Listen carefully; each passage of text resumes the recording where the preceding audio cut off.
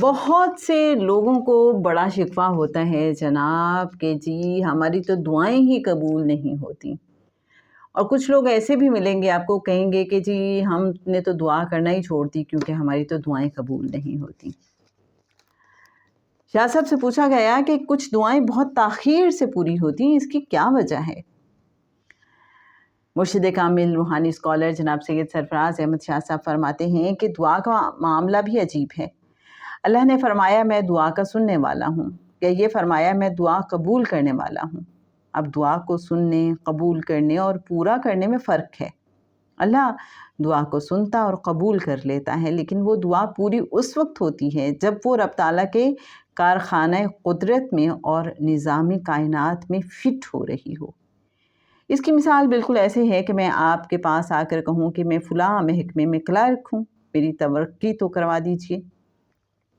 آپ مجھے پکڑ کر محکمے کے سربراہ کے پاس لے جاتے ہیں اور سفارش کرتے ہیں۔ سربراہ آپ کو تسلی دیتا ہے کہ بے فکر ہو کر تشریف لے جائیے، ان کی ترقی کر دی جائے گی۔ بعد میں باس ایڈمنسٹریشن انچارج کو بلا کر میری ترقی کی ہدایت جاری کرتے ہیں۔ انچارج سارا حساب کتاب لگانے کے بعد بتاتا ہے کہ اس بجٹ میں پروویژن نہ ہونے کے سبب یہ ترقی نہیں ہو سکے گی۔ اگلے مالی سال کے بجٹ میں اس پروموشن کی فنانشل پروویژن رکھ کر یہ مسئلہ حل کیا جا سکتا ہے۔ اب میں چونکہ ان سارے مراحل سے ناواقف ہوں، اس لیے بار بار پریشان ہو کر آپ کے پاس آتا ہوں اور آپ کے کان کھاتا ہوں کہ آپ کی سفارش کے باوجود اتنا عرصہ گزر جانے کے بعد بھی میری ترقی نہیں ہوئی۔ انہی شکوے شکایات اور امید و نا امیدی کی کیفیت میں جولائی کا مہینہ آ جاتا ہے۔ نئے مالی سال کا بجٹ آتا ہے جس کو ریلیز ہوتے ہوتے ماہ ستمبر کا آغاز ہو جاتا ہے۔ تب مجھے پروموشن لیٹر مل جاتا ہے اور میں مسکراتے چہرے کے ساتھ آپ کے پاس آتا ہوں کہ صاحب آپ بالکل ٹھیک کہتے تھے کہ آپ کی ترقی ہو جائے گی، آج میری پروموشن ہو گئی ہے۔ اب آپ دیکھیے کہ سفارش کے سن لینے، مان لینے اور اس کے پورا ہونے میں کتنا ٹائم لگ گیا۔ حالانکہ سفارش کرنے والے صاحب کی نیت بھی درست تھی، نیت سفارش سننے والے کی بھی درست تھی، لیکن کچھ وجوہات تھیں جن کی وجہ سے معاملات میں ڈیلے آیا، لیکن بالآخر کام ہمارا کر دیا گیا۔ اللہ تعالیٰ اس نظام کائنات کو ڈیلیکیٹ بیلنس پر چلا رہا ہے، وہ اس میں رکھنا نہیں ڈالتا۔ وہ آپ کا کام اس وقت کرے گا جب وہ اس کے نظام میں فٹ ہوگا۔ اللہ تعالیٰ پلک جھپکنے میں ہر کام کرنے پر قادر ہے، لیکن وہ کرے گا اسی وقت جب وہ کام کائنات کے نظام میں خلل ڈالنے کا باعث نہیں بنے گا۔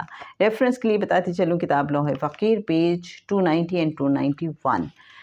تو اب ہمیں سمجھ آئی جناب یہ عالم خلق ہے، عالم اسباب ہے۔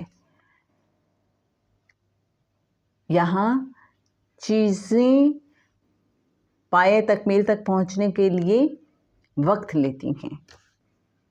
ہاں، آپ کے ذہن میں بالکل صحیح بات آ رہی ہے کہ بعض اوقات یہ ہوتا ہے کہ ہم نے ادھر مانگا، ادھر وہ مل گیا۔ اس کی وجہ کیا ہوتی ہے؟ اس کے لیے بیس بن چکی ہوئی ہے، اس کے لیے گراؤنڈز بن چکی ہوئی تھیں۔ وہ خیال وہ ہمارے دل میں ڈالا ہی اس وقت گیا کہ جب وہ چیز جو ہمارے دل میں ڈالی گئی ہے وہ بالکل تکمیل کے مراحل میں تھی، بالکل تیار تھی، رائٹ؟ اور اگر ایک چیز جیسے کہ شاہ صاحب نے فرمایا کہ ابھی اس کی تکمیل کا مرحلہ باقی ہے، ابھی جو کائنات کا نظام ہے اس میں وہ فٹ نہیں ہو رہی، تو اس کو فٹ کیا جائے گا جب آپ نے کچھ مانگ لیا ہے تو اس کے لیے اسباب وسائل تیار کیے جائیں گے، ایک پوری پلاننگ ہوتی ہے، اور اس کے بعد پھر جب وہ وقت آ جاتا ہے، جب وہ کائنات کے نظام میں فٹ ہو جاتی ہے جو کچھ ہم مانگ رہے ہیں چیز، تو پھر ہمیں وہ عطا ہو جاتی ہے۔ ہمارا کام کیا ہے؟ مانگنا، یقین سے مانگنا، اور یقین رکھنا کہ ہمارے لیے یہ اگر بہتر ہوئی تو مل جائے گی، ادروائز اس سے اور زیادہ بہتر چیز ہمیں مل جائے گی، اس کا جو بہترین آلٹرنیٹ ہے وہ عطا ہو جائے گا۔ ہمیں دعا یہ بھی کرتے رہنا چاہیے کہ اللہ بس اپنی رضا میں راضی رکھنا، دلوں کو سکون میں رکھنا۔ آج کے لیے جناب بس اتنا ہی۔ رخسانہ بشیر کو اجازت دیجیے، اللہ حافظ۔